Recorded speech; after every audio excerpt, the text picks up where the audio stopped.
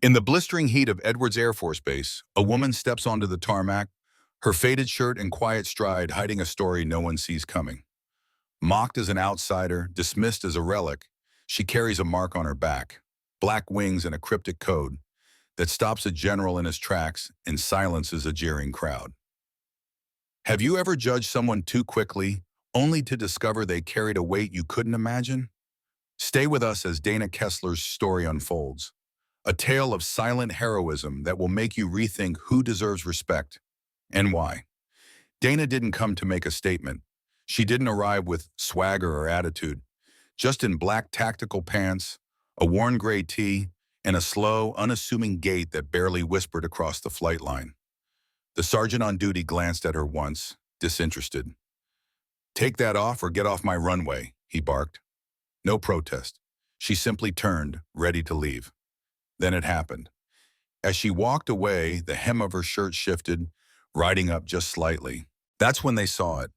Black ink, wings, a code etched into the flesh of her upper back. The movement on the flight line halted. No words, no orders, just a collective freeze. Even the base commander, having just stepped outside, caught sight of it and stopped in his tracks. No salute, no questions, just silence. What was that code? Why did everyone freeze? The heat at Edwards Air Force Base hit like a steel mallet, hammering down on the concrete. Mirage waves shimmered over the tarmac, twisting the air like it couldn't breathe. Dana Kesler stepped off the military transport into that punishing light, blinking as her boots met the burning ground. Around her, jet engines rumbled in the distance, drones buzzed in high-speed test rotations. Motion, noise, pressure, all seamlessly choreographed.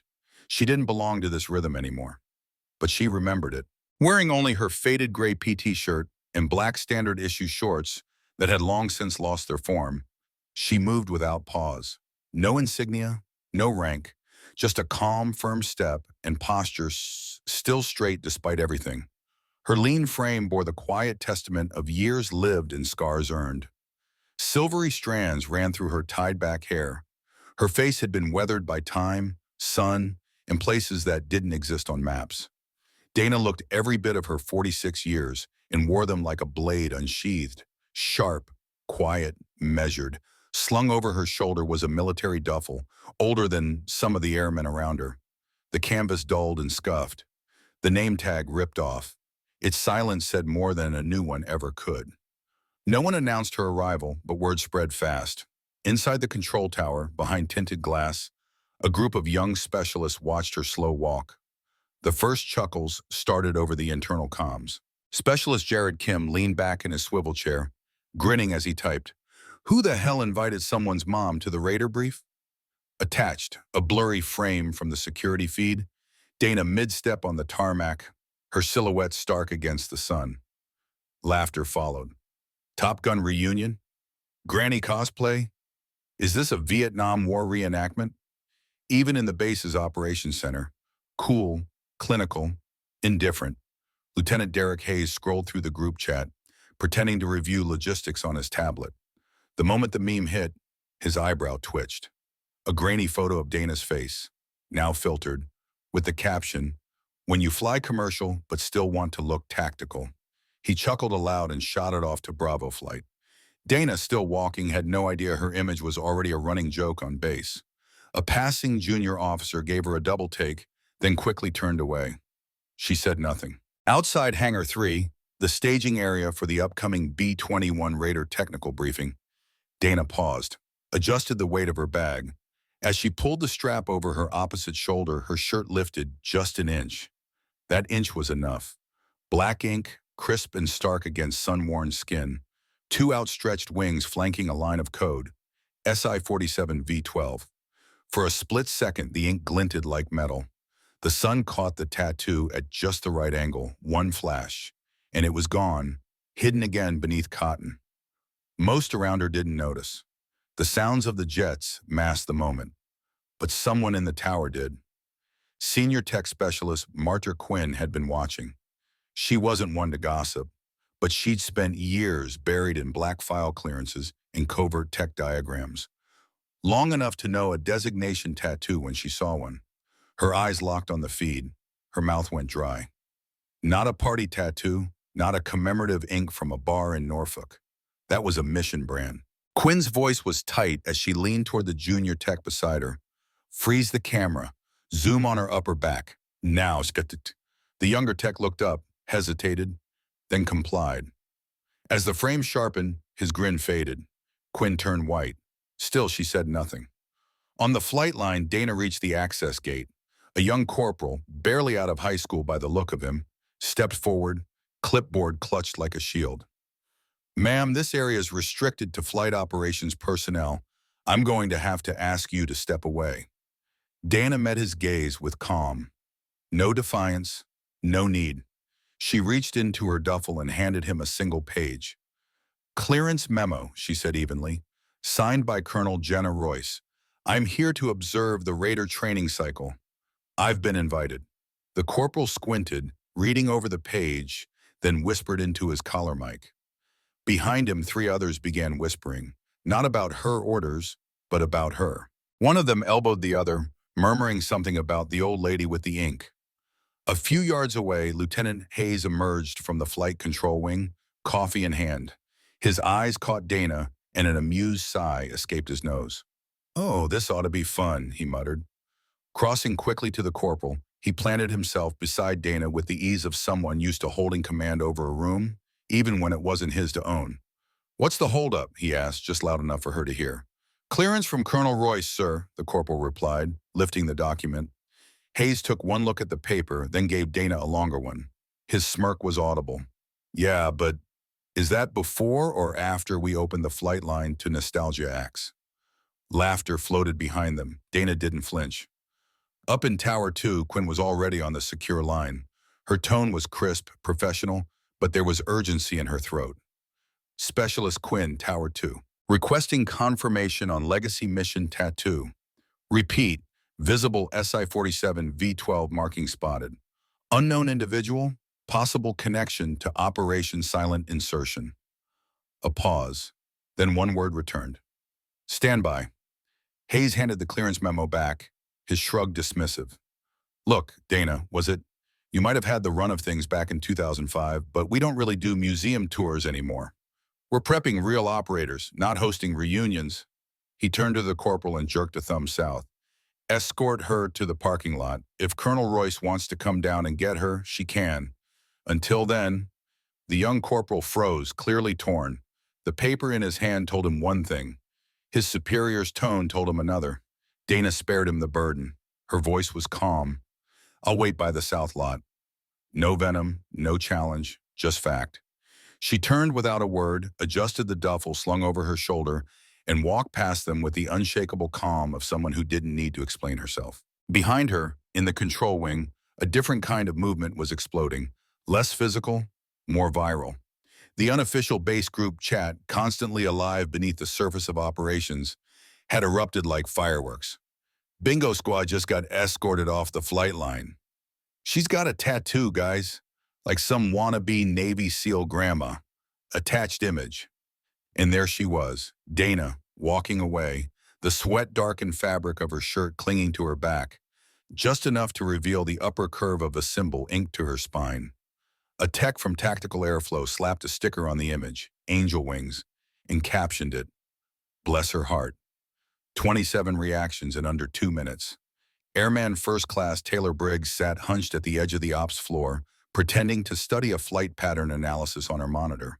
Her eyes, however, were drawn to the corner of her screen, where the chat feed pulsed with laughing emojis and fire reacts.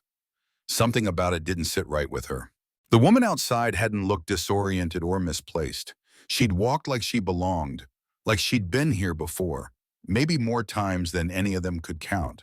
Then a new message dropped. SI-47 V-12. Anyone know what that even is? Sounds like my grandma's Wi-Fi password. Probably one of those fake black ops people add to juice their resume. Taylor frowned. She zoomed in on the image again. The tattoo wasn't decorative. It wasn't trendy or artistic.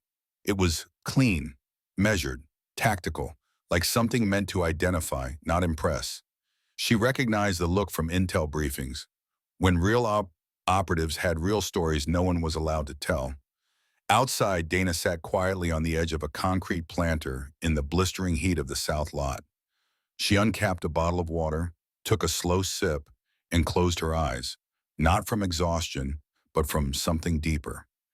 Discipline, control, patience. She didn't flinch under the weight of the sun or the thousand unspoken things simmering around her. Inside the tower, the secure line buzzed. Quinn answered before the second ring. Tower 2, this is Command Archive.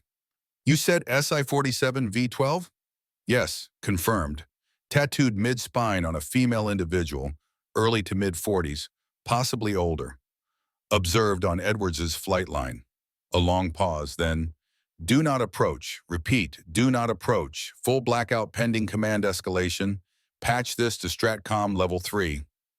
Quinn slowly turned in her seat, color draining from her face. Behind her, the control room still chuckled, phone screens lighting up like a high school cafeteria. But Quinn's hands trembled. A code had just been activated, a code that hadn't been heard or used in over a decade. And the woman sitting in the sun wasn't a joke. She was something else, something the base hadn't seen in a long time, a name spoken only in shadows. The flight line shimmered under the midday blaze, heat distorting every line of man and machine. Dana hadn't moved. Her posture remained upright, balanced. Her gaze scanned the hangars without urgency. Her fingers rested gently around the water bottle in her lap. Then came the runner. A young airman, barely 20, cheeks red, hair plastered to his forehead, jogged toward her, chest rising with over-earnest breath. He stopped short, not meeting her eyes, and held out a sealed plastic bag. Ma'am, Lieutenant Hayes asked me to bring this to you. He says, you'll need to change into base standard attire if you want to remain near the ops zones. Dana arched an eyebrow and accepted the package. It was a navy blue t-shirt, stiff with starch, stamped in vinyl across the chest. Edwards support staff, the kind of shirt handed to civilian volunteers handing out water bottles or sweeping after air shows. She ran her thumb across the print. Calm. Did he say why this was necessary? The airman scratched the back of his neck, eyes flicking away. Something about uniform compliance. Minimizing confusion about personnel status. It's sort of protocol. Dana gave him a long, unreadable look before nodding once. Thank you. He looked relieved as he turned and jogged back toward the buildings. She stood slowly, setting her duffel aside, and reached for the hem of her PT shirt. The fabric peeled away from her spine in a tacky stretch, exposing the ink more clearly this time. SI-47 V-12. Across the lot, a small cluster of techs lounging near vending machines paused their conversation. Airman Caleb Morales let out a low whistle. You seen that? He muttered, elbowing a buddy in the ribs. Grandma's got ink. What do you think it means? Secret Dragon Clan? His friend chuckled, phone already up. Hold still. I need to bless the timeline. Click. And just like that, a new photo joined the digital wildfire, spreading through every unofficial network at Edwards. Within 30 seconds, it had pinged over 80 devices. She's changing clothes in the lot. Real pro move. New patch alert. Operation back pain. Attached image. Dana mid-change, back turned, tattoo dead center. Reactions exploded. LMAO. Is that a butterfly with serial numbers? Looks like something a biker mom gets for her 50th. Tell her if she spins fast enough, she might deflect radar. Inside the ops building, Lieutenant Hayes scrolled through the latest memes, laughing as he showed one to Colonel Royce's executive assistant. She's making a splash, he said, smug. The assistant hesitated. Is she cleared to be here? Hayes shrugged. She's a formality, someone's favor. If she doesn't pass out in the next hour, I'll be shocked. Back in the lot, Dana tugged the scratchy shirt over her head and sat again. No anger, no reply. But her eyes had swept the crowd. She had seen the phones, the sideways glances, the laughter that didn't quite hide the fear. They were building a story around her, and she was letting them. A few yards away, in the shady corner of a break tent, Taylor Briggs sat half-slumped, protein bar forgotten in one hand, phone glowing in the other. Another meme of Dana filled the screen, this time photoshopped onto a mobility scooter speeding down the runway, cartoon flames trailing behind. Caption: Raider 2's new tail gunner reporting for duty. Taylor didn't laugh. She looked up, saw Dana sitting alone in the heat, her spine straight, her silence sharp. She didn't flinch, didn't wilt under the pressure. She just waited, steady, centered, watching. Taylor had only been stationed at Edwards for 8 months, but she already knew how fast people here made legends. Right after they tried to tear them down, they judged what they didn't understand. Still, something about this wasn't sitting right. Not wrong exactly, just off, misdirected, like someone had flipped a switch and pointed the current in the wrong direction. The tattoo kept circling back in her thoughts.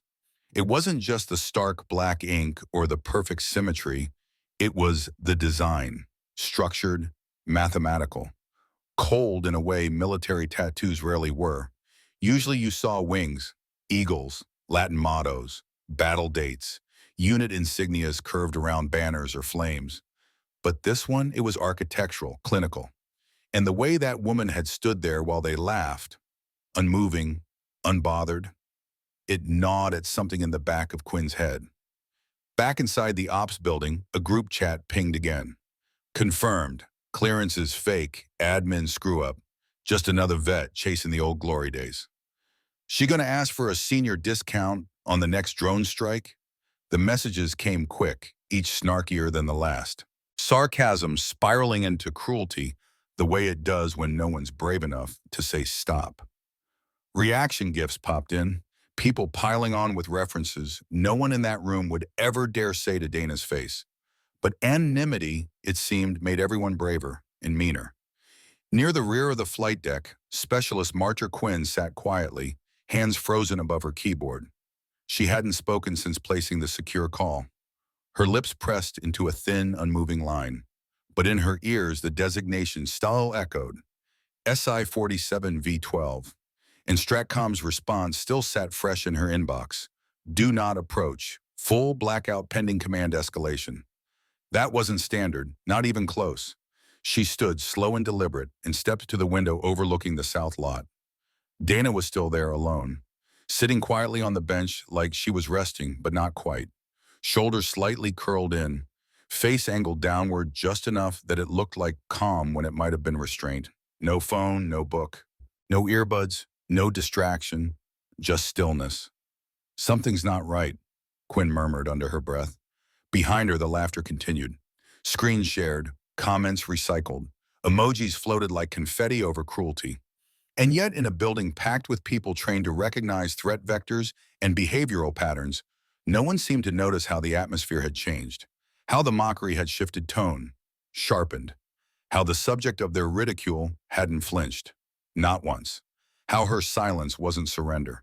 It might have been patience, or worse for them, warning. The order came mid-afternoon, delivered like a routine memo. Ma'am, said the young security officer in uniform, clipboard clutched tight. You've been asked to relocate to the non-operational perimeter zone. Until your presence is fully verified, command has requested you avoid active personnel areas. Dana didn't react, not a blink. She rose with deliberate calm, brushed off the back of her uniform issue support shirt, and gave a polite nod. Understood. The officer didn't meet her eyes. His voice had carried the uneasy air of a man relaying something he didn't fully buy into, but didn't dare question either. As Donna started to walk, duffel slung once more over her shoulder, word moved faster than she did.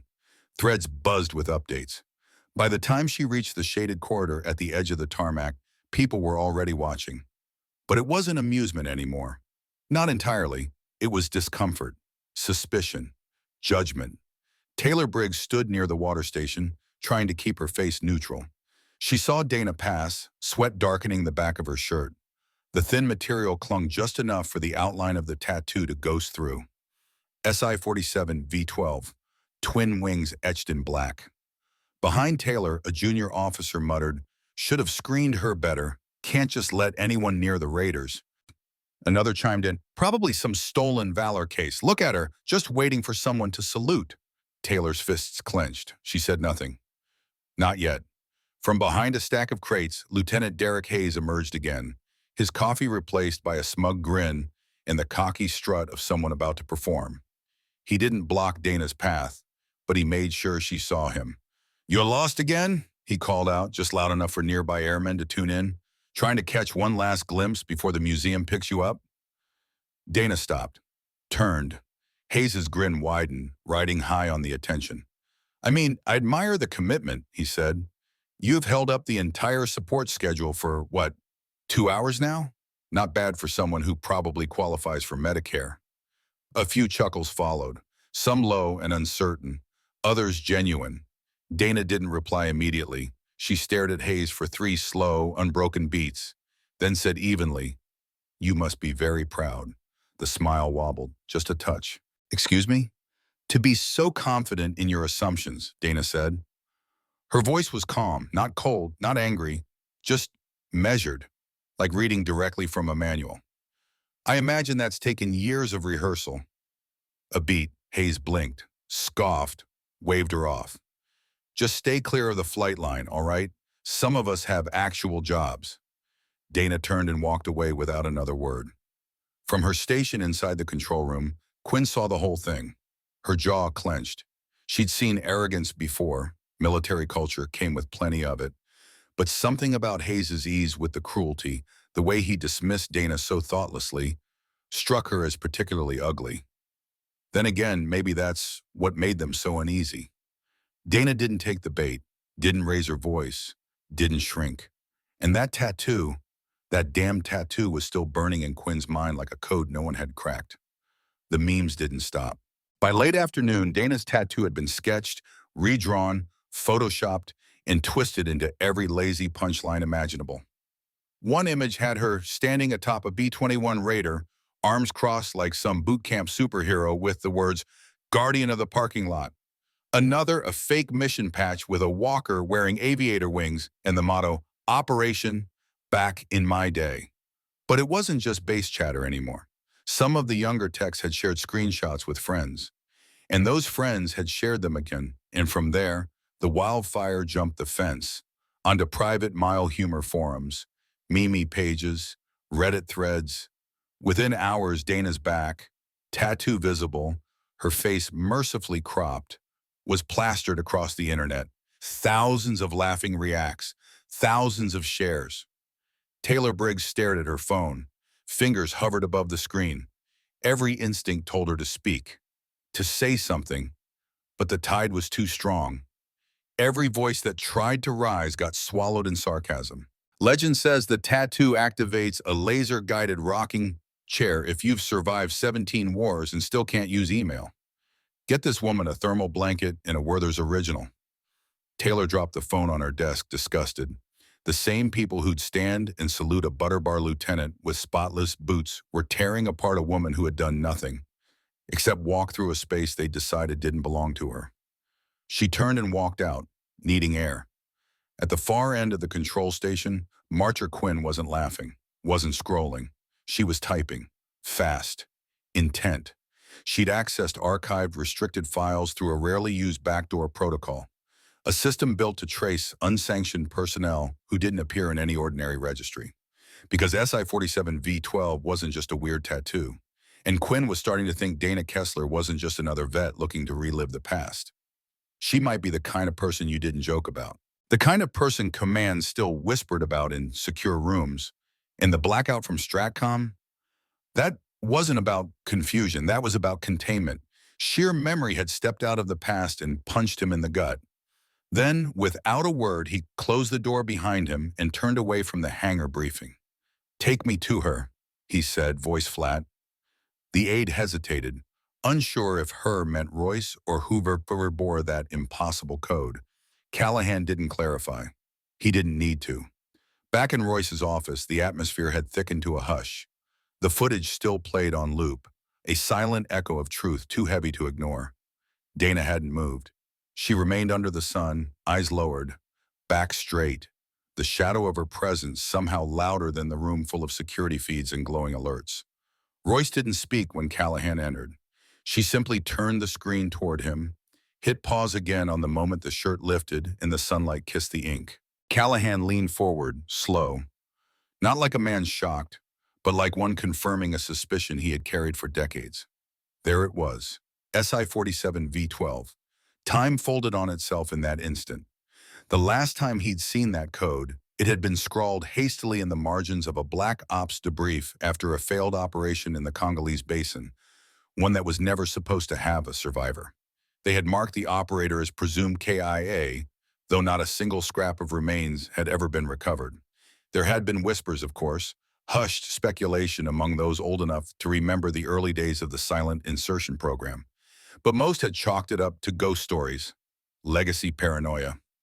Now the ghost was sitting in the parking lot. "Where is she?" Callahan asked finally. "South lot, just past the fence line.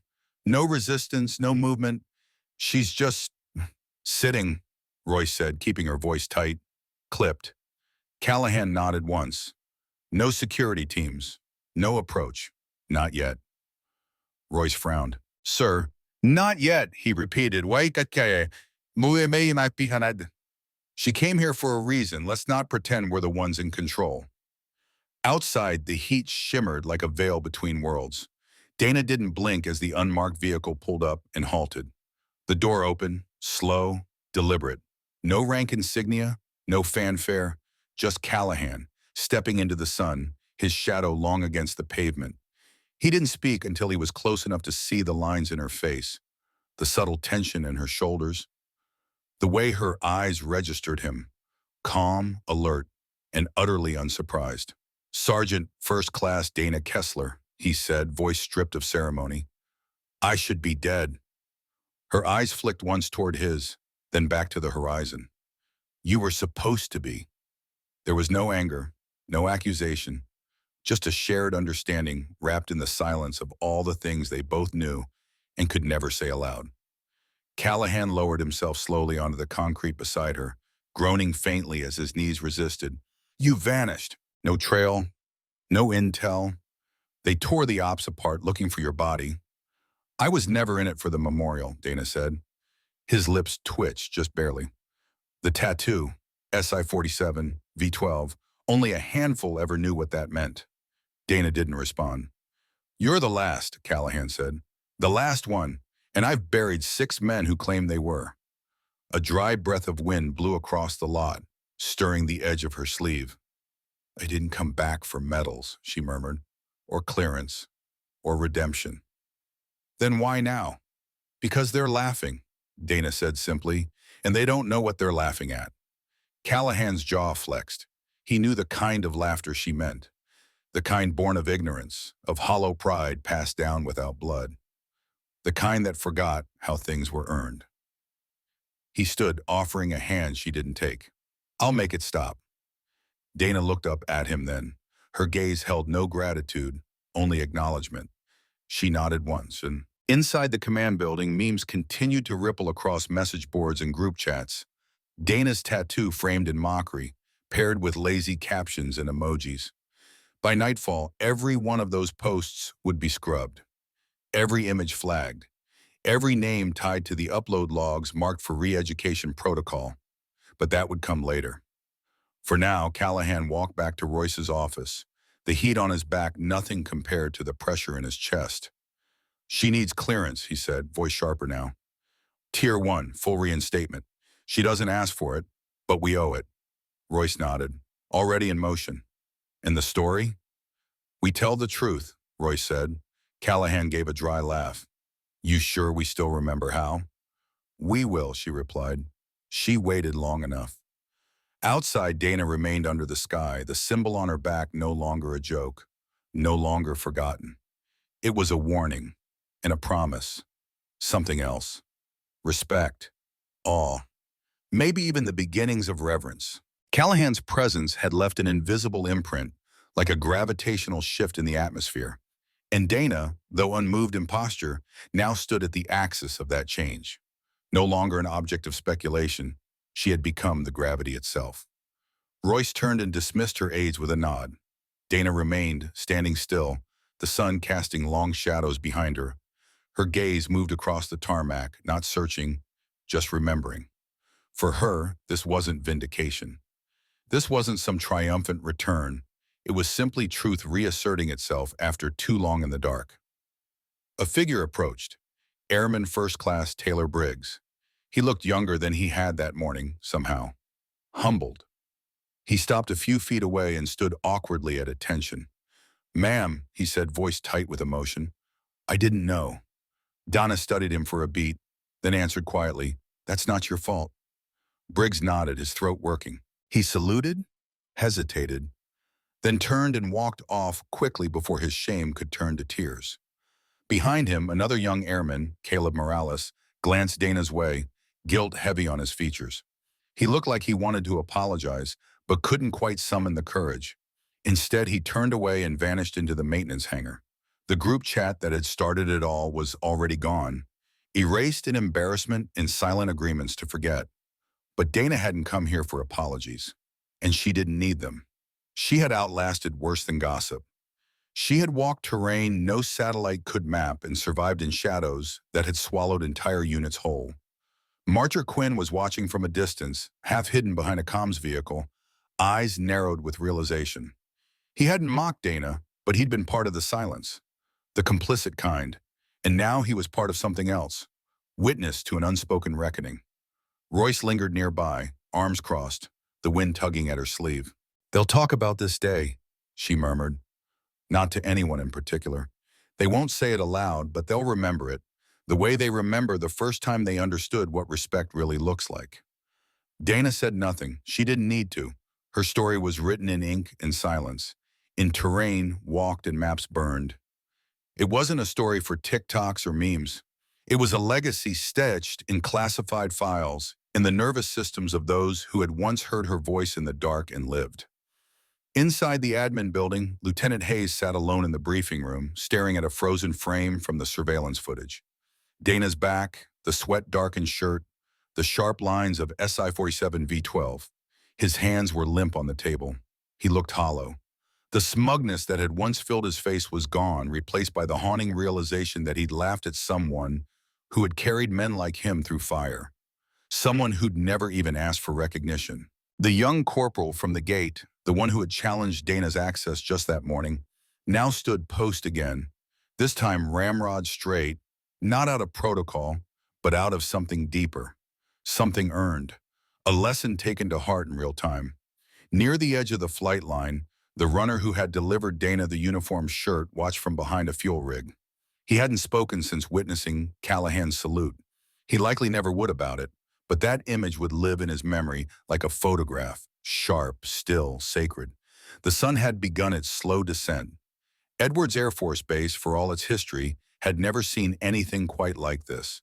Not a parade, not a medal, just a moment, a name, a revelation. Dana Kesler remained by the tarmac, unmoved, but never again invisible. Her tattoo was no longer a curiosity. It was an emblem, not of mystery, but of mastery, not of myth, but of memory. And memory, when finally seen, has a way of demanding reverence without asking for it. Somewhere above, a faint echo carried in the high blue. Maybe a jet, maybe the ghost of a signal long thought lost. But those who had once mocked Dana now knew better. She wasn't a ghost. She was the reason ghosts never outnumbered the living.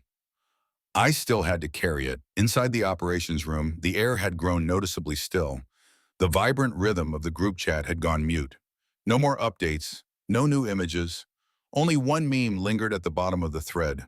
A cruel edit where cartoon flames had been slapped over Dana Kesler's face. Then, almost without ceremony, a comment appeared beneath it. "Take this down." Another followed. "That's Kesler. She saved a whole crew." And then, delete it. After that, nothing.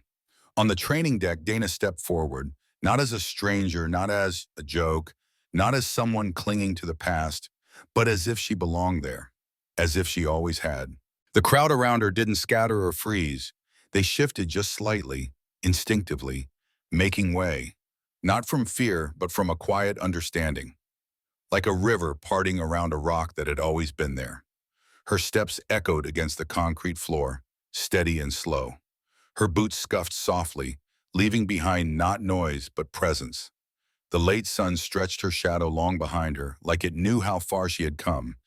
Every step she took seemed to clear the air around her. Places once filled with judgment now held space. Conversations that had buzzed with mockery now fell into a reflective hush. Taylor Briggs was the first to approach. The young airman stood by the edge of the observation deck, cap in hand, eyes flicking downward before lifting again, this time holding Dana's gaze without hesitation. There wasn't an apology in her voice. She offered something deeper. "I'm glad you're here," she said quietly. "We needed to see this." Dana met her eyes, her reply just as steady. "So did I." Behind Taylor, several younger recruits had formed a loose cluster. These were the ones who had laughed before, who had posted and scrolled and sneered from behind screens. Caleb Morales, the one who had snapped the photo of Dana's tattoo that set off the storm, couldn't meet her eyes. He looked down at his boots when she passed. Dana didn't speak to him. She didn't have to. Her silence didn't carry anger. It carried memory. And in that memory was a kind of reckoning. From the command hub, Colonel Jenna Royce watched silently through the tall glass window, her arms folded tight across her chest. Her aide lingered nearby, uncertain whether to break the silence. "Something on your mind, Colonel?" he asked. Royce didn't take her eyes off Dana. "She walked through that fire without raising her voice once," she said softly. "People like her, you don't train them, you don't debrief them, you don't forget them." A short distance away, near the lockers, Lieutenant Derek Hayes lingered like a shadow, awkward and out of place. His hands were clasped behind his back. His usual smirk had vanished, leaving only unease. Ever since General Callahan's public recognition of Dana, Hayes had barely spoken.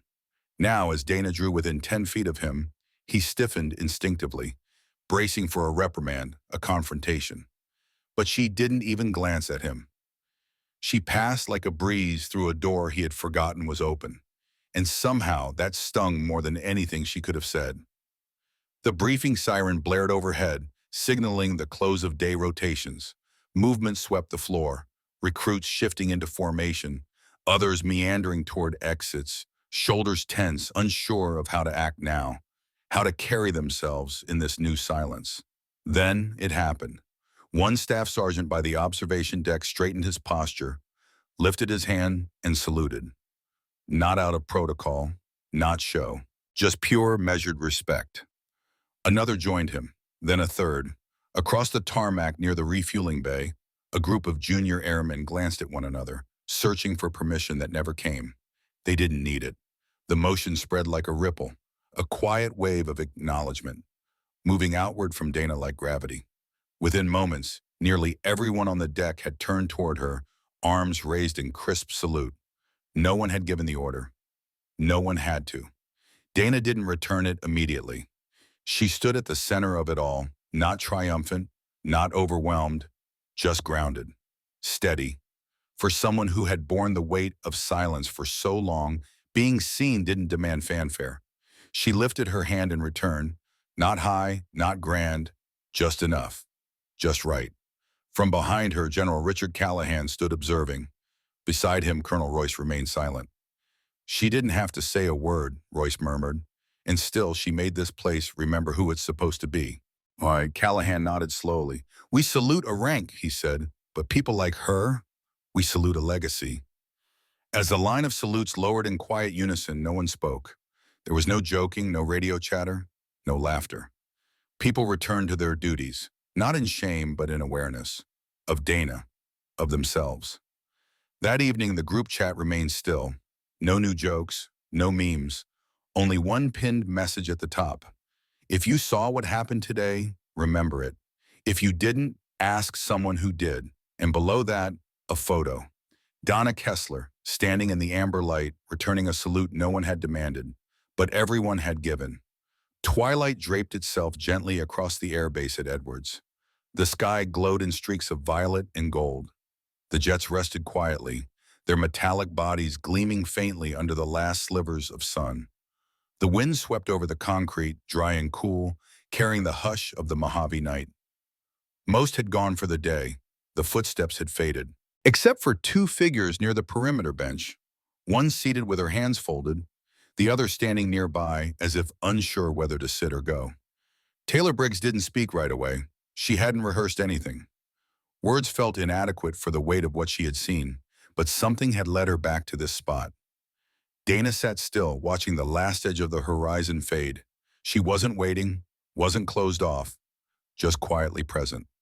Taylor finally broke the silence. I don't think I've ever seen that many people go quiet all at once. Dana smiled faintly. Her eyes stayed on the horizon. Silence can mean a lot of things, she said. Today, I think it meant they were finally listening. Taylor shifted her stance.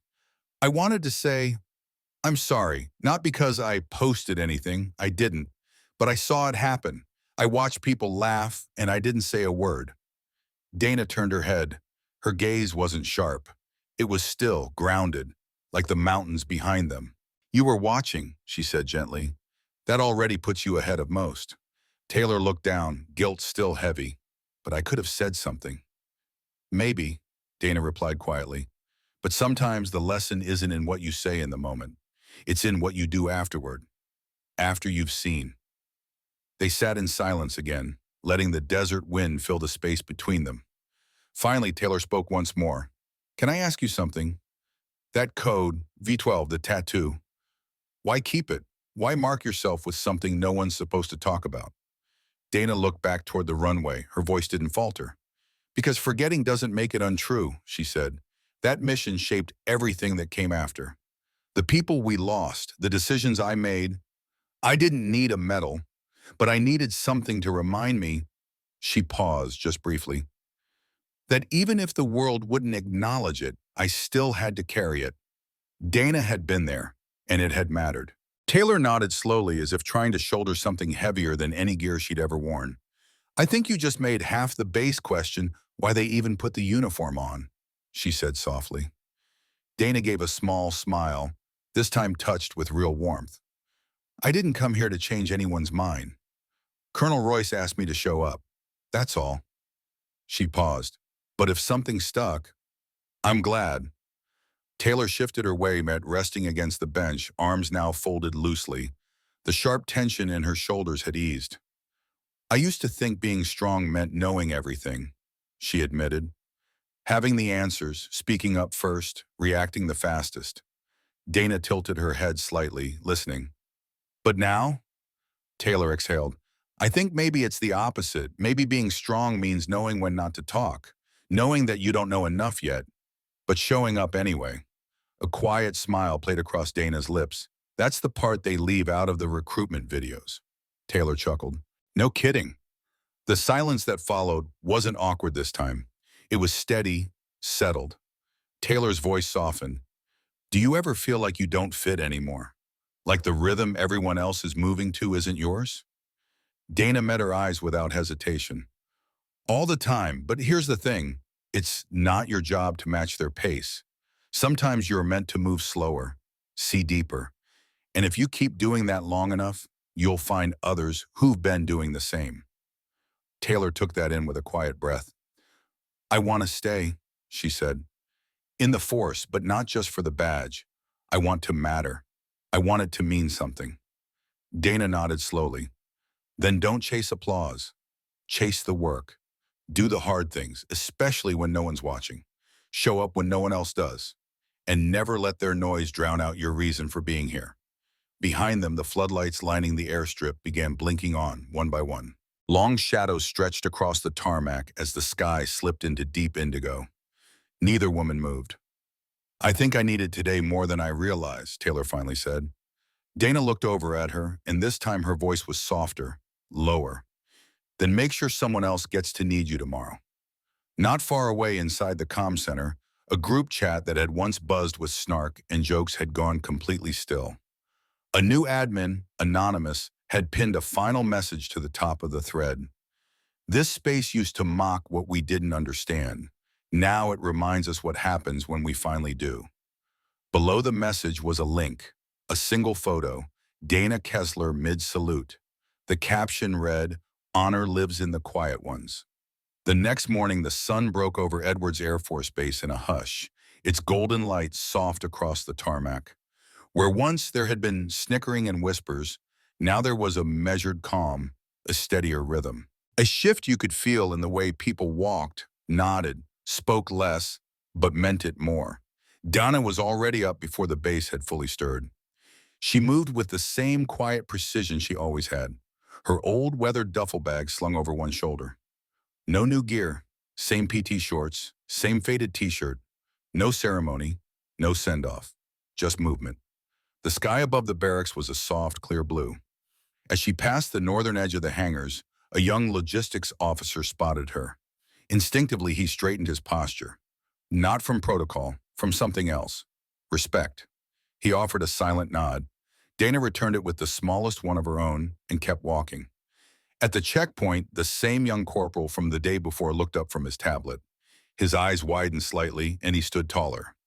"Ma'am," he said, voice different now. Steadier, reverent. "Heading out already?" Dana gave a quiet nod. Time to let the next generation take the wheel. He hesitated, then added, "We're better for yesterday. All of us." She didn't respond with words. Just a glance. Calm. Thankful. Then she was gone. Boots crossing the threshold from presence to memory. In the admin building, Colonel Royce stepped into the conference room, flanked by her executive staff. On the far wall, something new had been mounted overnight. A black and white photo, matte framed. Dana Kesler, mid-salute beneath the California sun. Below it, a brass plaque. Sergeant Dana Kesler, silent assertion 47, the signal we ignored, the voice that saved us anyway. Royce stood before it longer than protocol required. "She didn't ask for this," someone behind her murmured. "She never would," Royce replied, her gaze unmoving. Elsewhere on base, Taylor Briggs sat at her console, reviewing training footage. Her focus now wasn't scattered or uncertain. It was anchored, grounded. A new badge had been clipped beside her monitor. A small, laminated card with Dana's photo in a single line. "Be the reason someone stays silent and standing." Beyond the perimeter fence, Dana's truck rolled along the empty highway, a steady blur against the Mojave. The radio was off. The windows were down. Her hair danced lightly in the warm desert wind, a few sunlit strands catching gold in the side mirror. The base faded behind her, becoming a blur of metal and pride on the horizon. She never looked back. Not because there was bitterness. There wasn't. She had come when asked. She had stood her ground. She had never raised her voice. And somehow that had been enough. Miles away, in a classroom near the orientation bay, a new instructor stood in front of fresh recruits. A projector hummed beside her. She clicked to the next slide. Instead of a list of procedures, the screen filled with a photo. Dana, caught mid-stride, the twin-wing tattoo visible beneath a dampened shirt. Beneath the photo, the caption read, "Know who walks among you and what they carry in silence." Some recruits exchanged glances, whispered. The instructor's voice cut through. "This woman came to observe a training session," she said. "She left having trained all of us without ever saying a word. Your rank will never outrank her lesson." In the mess hall, someone quietly folded up a meme and tossed it into the trash. In the maintenance bay, Lieutenant Hayes stood beside an open panel of equipment, the overhead lights casting his reflection faintly on the glass. He tapped the console edge once, then pulled the comm tablet from his belt and erased the last traces of his post history. Not out of fear, but shame. And deep in the base library, Taylor Briggs opened a blank notebook. She didn't write anything yet, but across the first page, in neat, all-capital letters, she had penciled one sentence. "When you don't know who she is, stand straighter, just in case." As for Dana, the road simply kept going. No destination marked in her mind, no fanfare waiting ahead. Just a quiet return to the life she'd rebuilt after it all. A life where she didn't need anyone to remember her name. But they would anyway. She never sought applause, never looked for recognition, never once asked to be remembered. And yet, she would be. Not because her name was entered into some official archive or printed neatly on the Wall of Honor. No, Dana Kesler's presence would remain at one of the most secure and elite military bases in the country. Not in ink, but in air, in memory, in the very tension that hummed through the concrete walls. She didn't linger like a ghost or fade into the background like a myth. She stayed vividly as a reminder, a quiet force, a living testament to the truth that legacy doesn't always come dressed in ceremony or rank. It doesn't need to announce itself. It walks in, gets dismissed, and leaves everyone wishing they'd shut their mouths and looked a little closer. And maybe, just maybe, that's the part we were always meant to remember. Not the shiny medals that get locked in drawers, not the sterile digits in a forgotten personnel file, but the moment when someone stands, not to be noticed, not to make a speech, but simply stands tall, lone, silent, unshaken, and somehow teaches you more in that silence than any decorated uniform ever could. Dana Kesler never raised her voice.